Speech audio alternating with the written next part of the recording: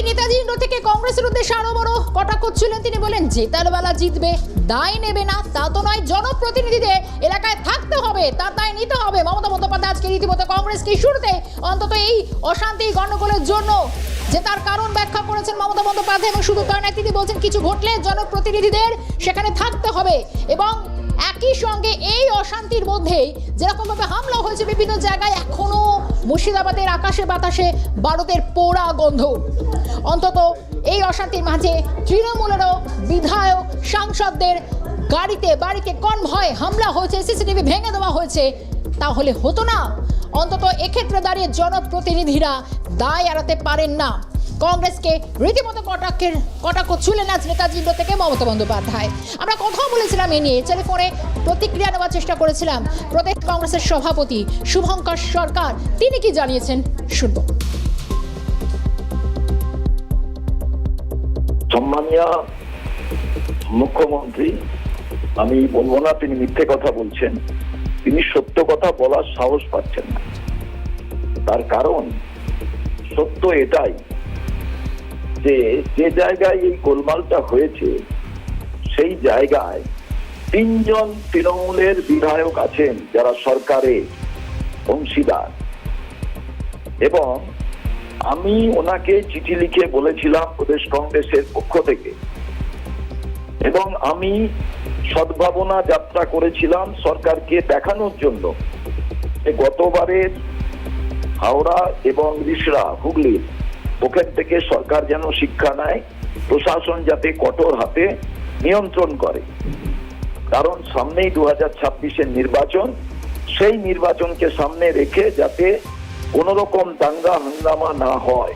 কিন্তু দুঃখের বিষয়, মুর্শিদাবাদ এবং মালদা কংগ্রেসের ঘাঁটি, কিন্তু প্রশাসনটা রাজ্য কংগ্রেসের, আইন শৃঙ্খলা রাজ্যের সাবজেক্ট। মুখ্যমন্ত্রী, স্বরাষ্ট্রমন্ত্রী নিজে তিনি ভুলে গেলে চলবে না যে এই নিয়ন্ত্রণ করার বিষয়ে আমি বলেছিলাম plan 1, plan B, plan C, এইটা করা প্রয়োজন। প্রশাসন কেন সতর্ক হয়নি?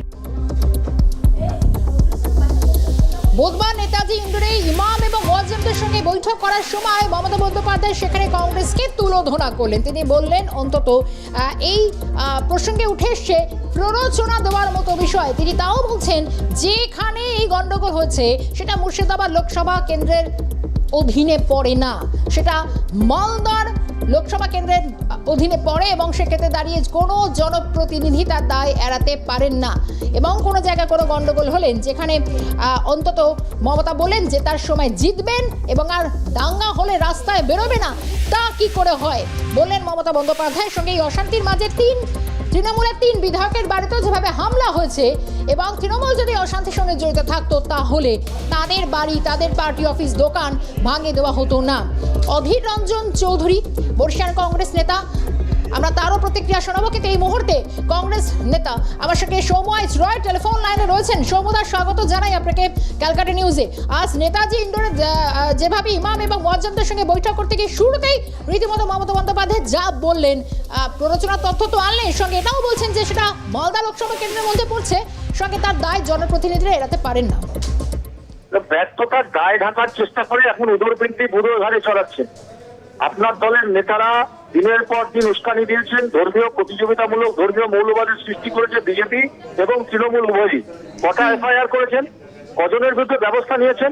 কজন বিজেপি নেতার বিরুদ্ধে এফআইআর করেছেন? এই যে দাঙ্গা লাগানোর পরিকল্পনা, এটা যৌথ পরিকল্পনার অঙ্গ। আপনার দল এবং বিজেপি উভয়ই যখন ভোট ভাগ করেছিলেন, আপনার দলের নেতা যখন উস্কানিমূলক দাঙ্গায় উস্কানিমূলক মন্তব্য করেছিল, আপনি একবারও অ্যাকশন নিয়েছিলেন? নেননি। এখন উদরপিণ্ডি বুধোর ঘাড়ে চালাচ্ছেন। পশ্চিমবঙ্গের পুলিশ কি কংগ্রেস চালায়? পশ্চিমবঙ্গের প্রশাসন, আইন শৃঙ্খলা কি কংগ্রেস দেখে? আর আমাদের যাওয়ার কথা বলছেন, আমরাই তো সবার আগে দেখি। 5 বারের সাংসদ অধীর রঞ্জন চৌধুরী উপদ্রুত এলাকায় ঘুরছেন, মানুষের পাশে দাঁড়াচ্ছেন, মানুষের পাশে গিয়ে সাহায্যের হাত বাড়াচ্ছেন, যথাসম্ভব সাহায্য করছেন। ঈশা খান চৌধুরী উপদ্রুত অঞ্চল ঘুরছেন। আপনি কেন যাননি? আপনার দল কেন যাননি? অন্যান্য রাজ্যে কোনো ঘটনা ঘটলে তো আপনার টিম নিয়ে দৌড়ে যান, আপনি কেন যাননি? মালদা মুর্শিদাবাদের মানুষ আপনাকে ভোট দেয়নি? আসলে ভোটের রাজনীতি করে নোংরা রাজনীতির কথা বলছেন। এই দাঙ্গার উস্কানি এবং দাঙ্গা লাগানোর খেলা, এই পরিকল্পনার খেলায় আপনার দল এবং বিজেপি উভয়ভাবেই আছে। বাংলার মানুষ আপনাদের ক্ষমা করবেন। বেশ, সোমাদা ধন্যবাদ জানাই সময় দেওয়ার জন্য। সময় রায় আমাদের সঙ্গে ছিলেন, এই মুহূর্তে আমরা কথা বললাম জেতার হলে জিতবে, জেতার সময় জিতবেন, আর দাঙ্গা হলে রাস্তায় বেরোবে না, মানে এটা মেনে নেওয়া যায় না। এই গোটা প্রশ্ন যেভাবে কংগ্রেসকে তুলোধনা করেছেন মমতা বন্দ্যোপাধ্যায়, বর্ষিয়ান কংগ্রেস নেতা অধীর রঞ্জন চৌধুরীর বক্তব্য শুনবো।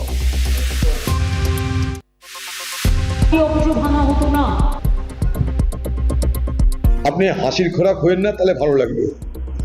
আপনার এমএলএর বাড়িঘর ভাঙছে আর আপনি কলকাতায় ইমাম মুয়াজ্জিন থেকে তার জন্যে বক্তৃতা শোনাচ্ছেন। প্রশাসন আপনার, পুলিশ আপনার, সরকার আপনার, আপনি বিএসএফকে ডাকছেন। এর থেকে হাস্যস্কর আর কি হতে পারে? কংগ্রেসের এমএলএ ওখানটায় নেই। কংগ্রেসের এমএলএ দরকার পড়ে না এইসব মানুষের পাশে দাঁড়ানোর জন্য। কংগ্রেস হারুক বা জিতুক, কংগ্রেস মানুষের পাশে থাকার চেষ্টা করে। তার যত সম্ভব ক্ষমতা আছে, মানুষের প্রতি ভালোবাসা আছে তা নিয়ে। ওখানটার এমএলএ তার বাড়ি ভাঙচুর করছে আপনার দলের লোকরা, সে তো তৃণমূলের মধ্যেকার মারামারি দিদি। ওখানকার পুলিশ সব জানে, ওখানকার পুলিশ সব জানে কোন এমএলএর নেতৃত্বে কোন এমএলএর বাড়িতে হামলা হচ্ছে। কংগ্রেসের সেই হিম্মত, সেই সাহস, কেউ সেই সংগঠন, সেই দুঃসাহস আছে বলে আমার জানা নেই। এক, 2 নম্বর, আমরা তো কংগ্রেস যতদিন এই ভারতবর্ষের ক্ষমতা থাকে, কংগ্রেস যতদিন এই রাজ্যের ক্ষমতা থাকে, ততদিন আপনার মতন সাম্প্রদায়িক রাজনীতি করতে হয় না আমাদের। আপনাকে স্মরণ করে দিই, যখন গোধরায় হত্যাকাণ্ড হচ্ছিল তখন আপনি পশ্চিমবঙ্গের একজন মানুষ হয়েও বিজেপি সরকারের মন্ত্রী ছিলেন, ভুলে যাবেন না। আপনি বিজেপি সরকারের মন্ত্রী ছিলেন যখন গোধরায় হত্যাকাণ্ড হচ্ছিল। সেদিন সম্ভব হয়েছিল গোধরায় হত্যাকাণ্ড, কারণ সেখানকার সরকারের মদত ছিল, সরকারের উদাসীনতা ছিল। আজকে যখন পশ্চিমবঙ্গে দাঙ্গা হয়, তখনও সেই দাঙ্গার পিছনে সরকারের মদত থাকে, সরকারের উদাসীনতা থাকে। এটা নিশ্চয়ই আপনি বোঝার চেষ্টা করবেন। আজকে এইভাবে ইমাম মুয়াজ্জিনদেরকে বারবার করে ভোটের অস্ত্র হিসেবে ব্যবহার করবেন না। আপনি মুসলমান সমাজকে অপমান করেন, মুসলমান সমাজকে আপনার ভোটের যন্ত্র হিসেবে ব্যবহার করেন, আপনি মুসলমান সমাজকে পণ্য হিসেবে ব্যবহার করেন। আপনি ইসলামকে সম্মান কখনো দেন বলে আমার জানা নাই। যদি থাকতো তাহলে ঈদের নামাজের কাতারে গিয়ে বক্তৃতা দিতেন না ভোটের। কিছু মনে করেন না।